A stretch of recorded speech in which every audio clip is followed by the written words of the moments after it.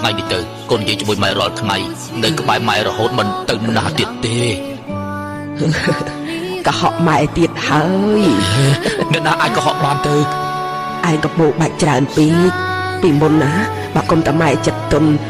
ម៉ែវាយឯងស្លាប់បាត់ទៅហើយកូនសន្យានឹងម៉ែថ្ងៃក្រោយឈប់និយាយខកទៀតហើយលែងទៅវិញទៀតហើយលែងទៅហើយកូនប្រុសម៉ែបាទស្ដាប់ម៉ែមួយម៉ាត់បាទស្ដាប់ហើយឈប់ណាឈប់ចេញទៅទៀតលែងទៅហើយកូនប្រុសបាទ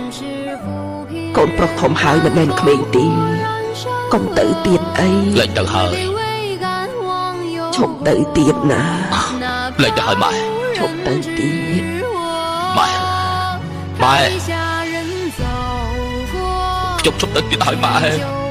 ខ្ញុំឈប់ទៅទៀតហើយពីចាស់លោកថាក្នុងដើមទ្រូងម្ដាយមានកូនប្រុសខ្ជិលបើឯងខ្ជិលច្រអូសម៉ែក៏ទុនចិត្តកូនប្រុសគេឈ្មោះឯងជីវិតរបស់ឯងនឹងត្រូវបញ្ឈប់ត្រឹមនេះ